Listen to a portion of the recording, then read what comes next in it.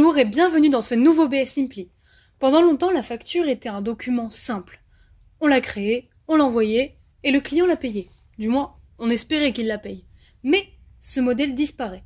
Désormais, toutes les entreprises françaises doivent passer par un système de facturation électronique structuré et contrôlé par l'État.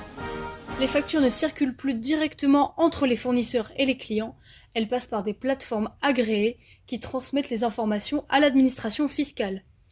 On s'y intéresse dans ce BS Simply et on vous explique tout. C'est parti!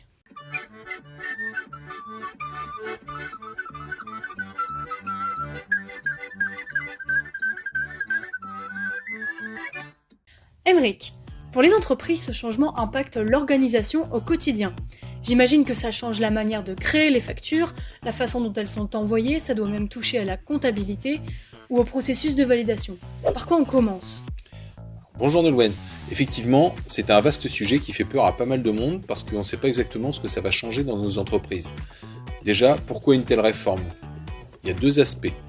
Le premier, c'est pour que l'administration fiscale puisse contrôler les transactions et surtout la TVA. Et le second, il a été pensé comme un avantage pour les entreprises. La comptabilité est très chronophage. On passe du temps à rechercher des factures, il y a des redondances de saisie et des soucis de traçabilité. Avec la réforme de la facturation électronique, on va résoudre un certain nombre de problèmes. Et est-ce que ça va faciliter certaines démarches pour les entreprises? Oui, c'est une réforme qui permet aux entreprises d'accomplir plusieurs démarches simultanément. En une seule opération, on va pouvoir envoyer ses factures à son client, alimenter automatiquement sa comptabilité, transmettre directement les données nécessaires à l'administration fiscale, notamment pour le pré-remplissage des déclarations de TVA. On va réduire fortement les multiples saisies, on va minimiser les erreurs humaines et on va éliminer les pertes de temps dues aux actions répétitives. Ok, les entreprises vont finir par gagner du temps. Mais y a-t-il d'autres avantages pour elles? Le vrai point fort, c'est la traçabilité totale des factures. On sait quand la facture est envoyée, quand elle est acceptée ou rejetée, on n'entendra plus « J'ai pas reçu votre facture ». Il y a un autre avantage qui en découle, c'est l'amélioration de la trésorerie et du pilotage comptable, puisque le cheminement de la facture est parfaitement suivi et daté.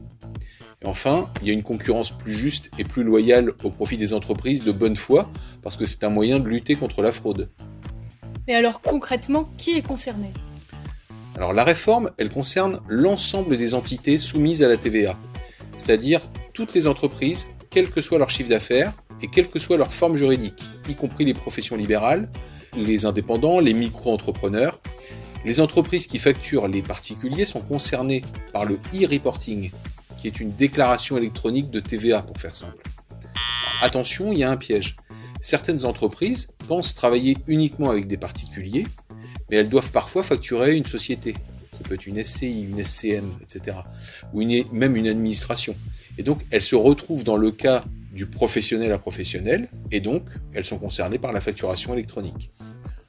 En septembre 2026, toutes les entreprises, quelle que soit leur taille, devront être capables de recevoir des factures électroniques. Il n'y a pas d'échappatoire, c'est la règle. Si l'entreprise n'a pas choisi de plateforme agréée permettant de recevoir ses factures fournisseurs, elle sera bloquée. À cette même date, seules les grandes entreprises, plus de 500 salariés, sont obligées d'envoyer leurs factures de manière électronique. Donc les petites doivent pouvoir les recevoir et les grosses entreprises doivent pouvoir les envoyer. Du coup, tout le monde est concerné. Ça signifie donc que les factures d'EDF, Orange ou Amazon vont arriver forcément de manière électronique auprès de tout le monde? Oui, auprès des entreprises. C'est pour cette raison qu'il faut que toutes les entreprises, quelle que soit leur taille, soient prêtes. Bon, maintenant qu'on a compris qu'on était tous concernés, comment ça fonctionne, Jamy? Ce que je vais vous expliquer, il faut le comprendre pour votre information aujourd'hui. Mais en réalité, une fois que vous aurez choisi votre plateforme agréée et que votre logiciel sera bien paramétré, ce sera totalement transparent et extrêmement simple. C'est quoi une plateforme agréée? Alors c'est un logiciel ou un service reconnu par l'État. La DGFiP a créé 2 labels pour permettre aux entreprises de choisir sereinement leur plateforme. Le label plateforme agréée, qui identifie les plateformes officielles. À l'heure où je vous parle, il y en a à peu près 120 et il devrait y en avoir moins de 150 à terme. Et le label solution compatible, qui vous assure que votre logiciel de facturation est bien en règle avec cette nouvelle loi. Certains logiciels, comme Sage, sont non seulement des solutions compatibles, mais elles proposent aussi leur propre plateforme.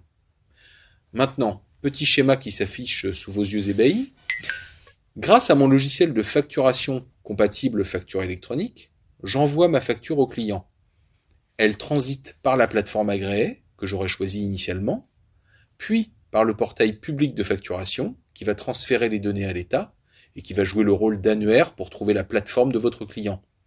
Le client sera informé de la réception d'une nouvelle facture qu'il pourra accepter ou refuser. S'il la refuse, chemin inverse, elle n'est pas intégrée dans son propre logiciel. S'il l'accepte, le fournisseur en est informé et la facture est intégrée automatiquement dans le logiciel du client. C'est ce que j'appelais tout à l'heure la traçabilité de la facture. Et c'est quoi le portail public de facturation? C'est Chorus Pro? Pas tout à fait. Le PPF, comme on l'appelle, centralise les données pour l'administration fiscale. Il recueille certaines données de factures, de transactions et de paiements qu'il va transmettre directement à l'administration fiscale. Et comment on choisit sa plateforme agréée du coup? Alors, faut pas se tromper, effectivement. Une plateforme, elle doit être choisie en fonction des besoins de chaque entreprise. Il y a des plateformes gratuites ou quasi gratuites qui n'apportent aucun service, elles servent juste de boîte aux lettres. Et il y a des plateformes payantes qui vont apporter des services supplémentaires en fonction des métiers et des besoins du client. Exemple, je suis une entreprise, je fais moins de 100 factures par mois et je ne facture que des entreprises. Mon besoin, il est simple, donc je peux choisir une plateforme simple, celle de mon logiciel si elle existe ou celle de mon comptable. Autre exemple, je suis boulanger par exemple, je vais facturer des particuliers qui passent au comptoir, des entreprises si je vais livrer des croissants à l'hôtel d'à côté, et des administrations pour livrer le pain à la cantine. Dans ce cas, ma plateforme, elle devra reconnaître le type de client et faire le bon reporting de TVA ou de transmission de facture électronique.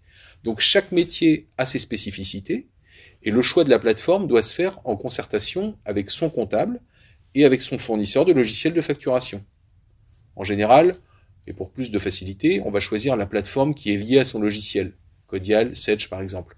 On peut aussi choisir une plateforme intermédiaire comme OpenBee qui va permettre un suivi encore plus performant des factures entrantes et sortantes avec un circuit de validation. On peut même avoir deux plateformes, une pour les achats, une pour les ventes. On fait ce qu'on veut. Donc, si je comprends bien, il faut avoir un logiciel de facturation spécial? Et oui, précisément, pour nos utilisateurs Codial, il faut que vous soyez dans la version 20 minimum. Pour les utilisateurs Sage, il faut nous contacter parce qu'il y a plusieurs possibilités qui dépendent du logiciel que vous utilisez, Batigest, Sage 50, Sage 100, etc. Et pour ceux qui veulent conserver leur ancien logiciel ou qui n'en veulent pas, on a également des solutions qui permettront de faire l'interface avec votre plateforme agréée. Oui, donc c'est encore un truc payant en plus. Ah oui, malheureusement, une bonne plateforme agréée, elle est payante. Mais ça ne coûte pas très cher par rapport au service que ça peut vous apporter. Certaines plateformes facturent au flux de facturation et d'autres au forfait. En gros, ça coûte à partir de 10 € par mois et ça peut monter à plusieurs dizaines d'euros par mois s'il y a beaucoup de factures. Et donc ma facture, elle sera plus au format PDF? Je pourrai plus la lire facilement? Alors si, il y a plusieurs formats de facture électronique. Le format le plus courant, c'est le format Facture X. Il intègre non seulement tous les champs dont l'administration fiscale a besoin, dont je parlais tout à l'heure, mais aussi un format PDF lisible comme aujourd'hui. Donc la facture, elle est lisible par votre logiciel et elle est intégrée directement en compta, mais vous pouvez toujours la voir d'une manière beaucoup plus lisible afin de la vérifier. Pratique? Tu parles de champs spécifiques, c'est quoi? Alors dans la nouvelle facture électronique, il y a des mentions obligatoires et des champs structurés pour permettre les contrôles automatiques. Il y a des dizaines et des dizaines de mentions sur nos factures. Certaines sont obligatoires depuis longtemps, numéro de facture, date d'émission, date de prestation, l'identité du vendeur, son numéro de sirène, l'identité du client, le numéro de TVA intracommunautaire, la TVA avec les différents taux de TVA, les conditions de paiement, les pénalités de retard, etc. Déjà, je suis pas sûr que tout le monde ait bien toutes les bonnes mentions sur ses factures.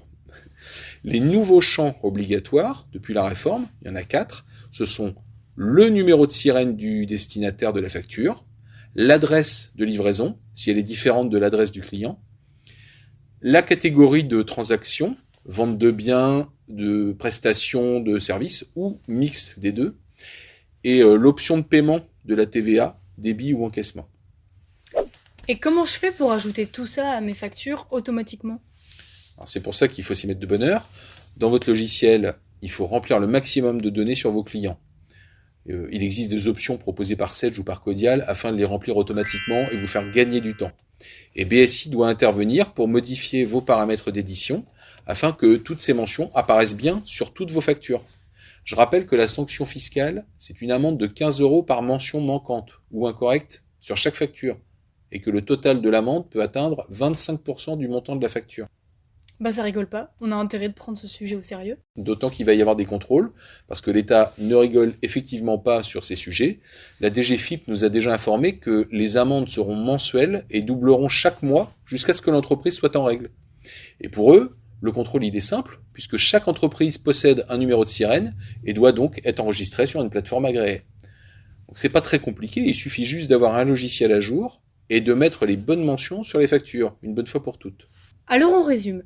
Pour être aux normes de la RFE, la réforme sur la facturation électronique, il faut s'équiper d'un logiciel compatible avant le 1er septembre 2026, choisir une plateforme agréée compatible avec ce logiciel et s'assurer que toutes les mentions obligatoires apparaissent bien sur votre nouvelle facture. Transformez cette réforme barbante en opportunité d'optimiser la circulation et la validation de vos factures. Et pour ça, BSI propose un accompagnement et un suivi pour vous aider dans cette transition pendant les mois qui viennent.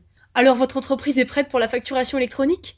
N'hésitez pas à nous appeler ou à nous écrire, allez voir nos autres vidéos, et en attendant, on se dit à très bientôt pour un prochain BS Simply.